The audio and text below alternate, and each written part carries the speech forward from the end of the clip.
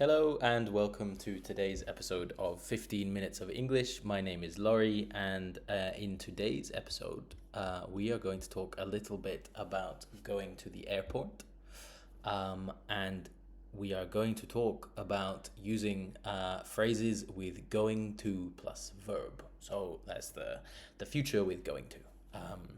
Now, the going to the airport, we got this first little question here. When was the last time you went to an airport?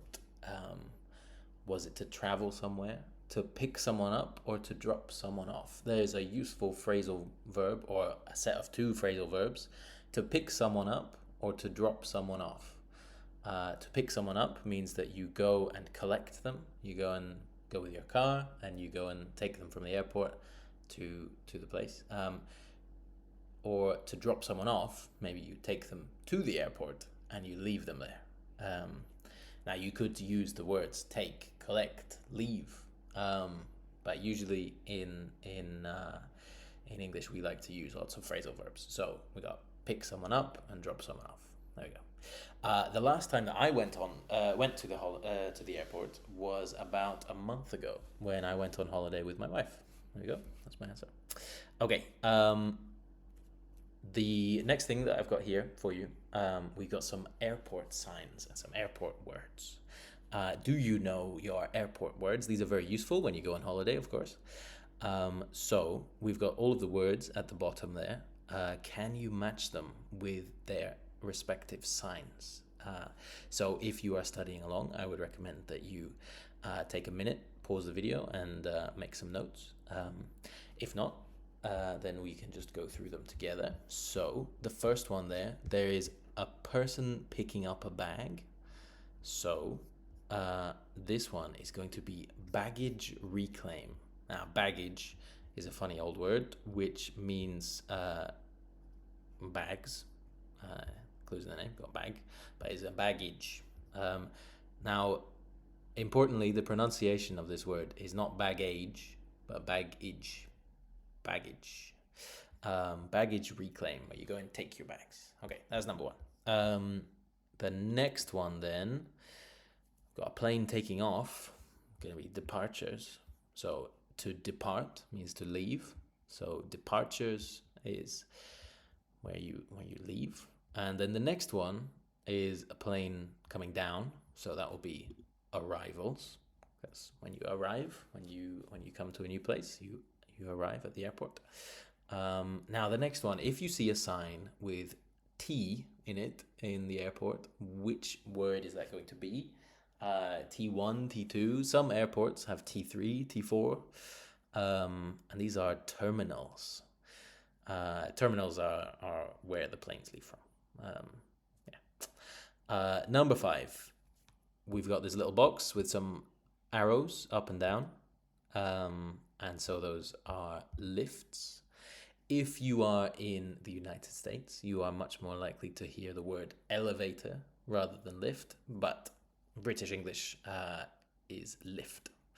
Now, the next one here, we've got a funny little thing with a bag on top of it, and that is a trolley. So if you've got a little thing to push your bags around in the airport, that is a trolley. Now the next one, we've got a person leaving their bag. So the arrow is going down, and so there's a little hand picking up the bag. No, he's leaving the bag. He's not picking it up. He's dropping it. So this is bag drop. Bag drop. Yeah. Normally you do this at check-in. So if you said check-in, I would understand. Because they're normally together. But there we go. Number 8. So there is an official looking person with some kind of uniform on, and they have an open bag. Now you might be tempted to put security for this, but this symbol is actually for customs. Now, what does customs do?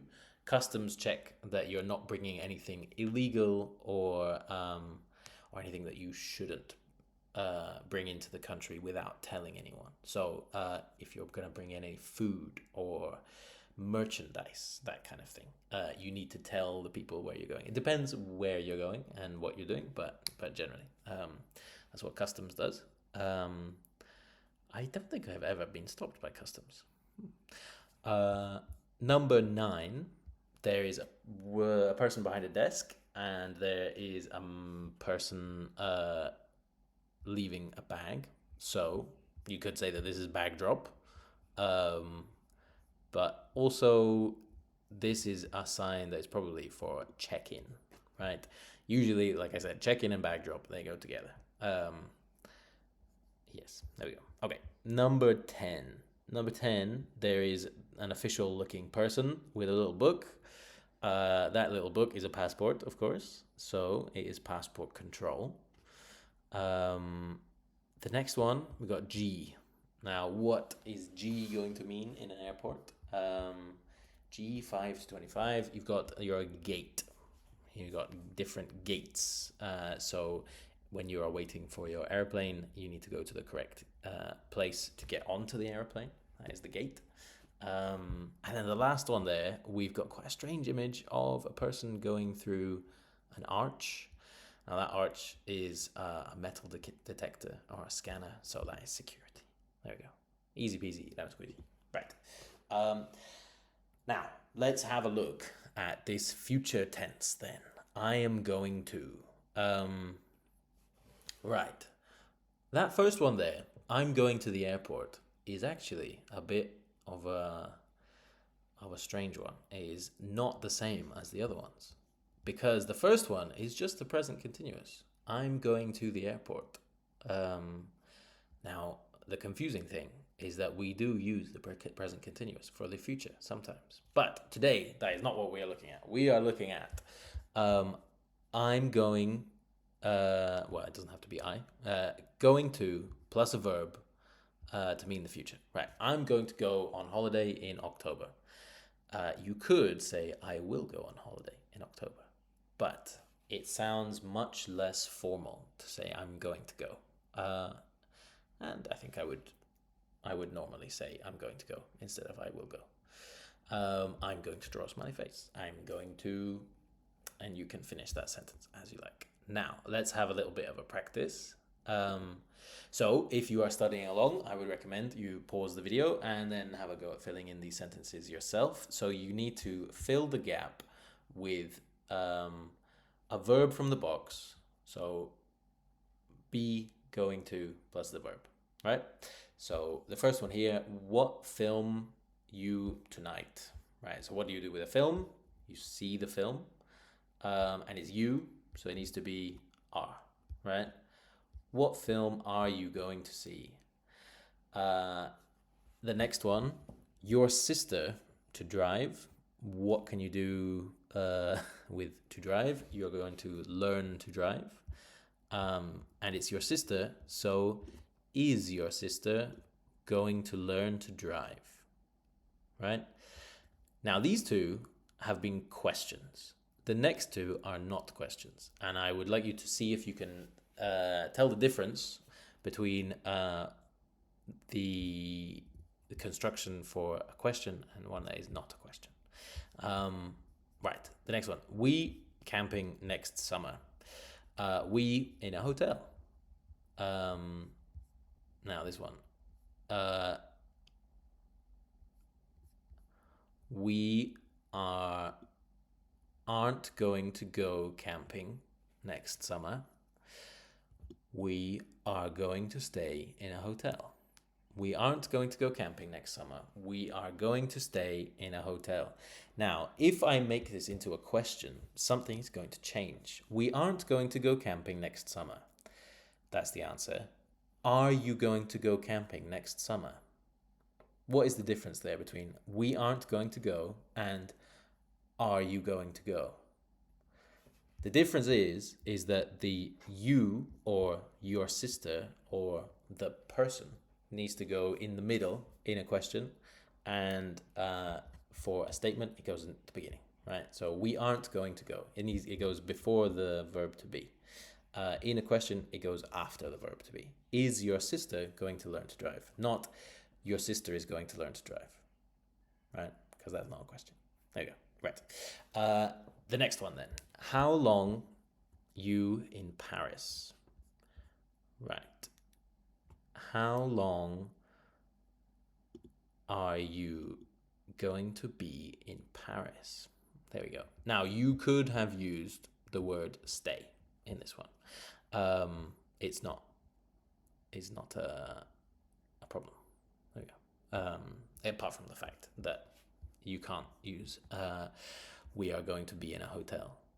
Well, I suppose you could, but it sounds better to say stay. There we go. How long are you going to be in Paris? This is quite a useful phrase, maybe if you're at a passport control in an airport. The guard might ask you, how long are you going to be in Paris, in the country, in wherever. There we go.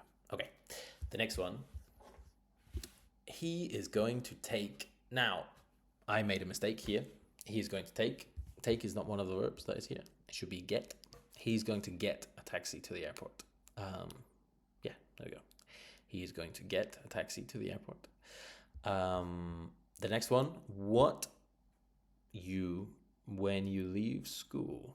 So, this one. What are you going to do when you leave school? What are you going to do? There we go. You'll notice it's a question, so the you needs to go in the middle. The next one, I am going to study history at university. There we go. I am going to study history at university. Now, this version of the future is very simple, relatively speaking. So you just need to use going to and then plus a verb. Easy peasy. Now, the last thing that I've got for you today is a pronunciation question. So the letter G in English is rather annoying in that it has a soft version and a hard version. So if you look at this word, how do you pronounce it? How is the double G and how is the GE pronounced, right? So this word is baggage. Baggage. So the GG is a hard sound like girl, and the GE is a soft sound like the word jazz. J. Baggage. Baggage. Right?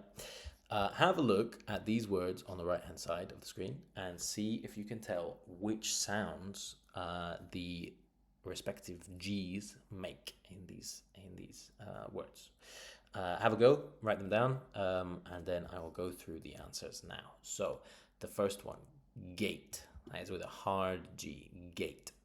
The next one is foggy. Foggy. Next one is forget. Hard G, forget. The next one is guide. Not guide, guide. The next one, large. So that's a G, large. Next one, village. Village. Now, confusingly, it is not village, or even though it looks like it should be, it is village. So, village. Next one, engineer. That is also soft. Engineer. An agent. That is also soft. It's not an agent. It's an agent. A guest. That is a hard sound at the beginning there. The next one is a region. Region. Soft sound. Emergency. Emergency. That's with a G. Begin. Hard G. Gift. Hard G. General. Soft G. Guarantee and organize. Those are hard to. So we got gate, foggy, forget, guide, guest, begin, gift, guarantee, organize. Large, village, engineer, agent, region, emergency, general. Now, you will notice that almost all of the ones on the soft side are followed by a GE, right? So you got large with a GE, village with a GE, engineer, that doesn't fit the pattern, but it's got the I sound, engineer, agent, J, region. Now, it's not a real rule. I mean, in English, we don't deal in rules. You just have to learn stuff. There are many exceptions to the rules that you have a G and an E, and it's a soft G. For example, I can't think of an example. But for I mean one for GI, you got the word giga. That's got a G, which is hard before an I. Anyway, yeah, but in general, GE, soft G. There you go. Okay, your turn to practice. If you are studying along at home, I would recommend you take some time to practice and write them in the comments. Imagine you're planning a tour for some friends who are coming to visit for the day. Now, this will help you to practice your going to plus verb. So, how are you going to get to the town or city center? What are you going to see and in what order? Where and when are you going to have lunch? What time are you going to leave to get to the airport? Right? My answers here for my hometown, right? How are you going to get to the town or city? We are going to take the metro. There you go, going to take the metro. What are you going to see and in what order? I think we are going to see the cathedral first, and then we're going to see the town square, and then we are going to see my favorite cafe and have lunch. Where and when are you going to have lunch? We're going to have lunch quite early because I like to eat early, and then I like to drink coffee and have a chat for the rest of the afternoon. What time are you going to leave to get to the airport? Now, assuming that someone has to get a flight in the evening, I think we should leave an hour and a half before the flight, so we can leave the center at 6 o'clock. There we go. We are going to leave the center at 6 o'clock. There we go. Going to plus verb. Now, thank you very much for watching this video. I hope you have learned a lot, and I will see you in the next video.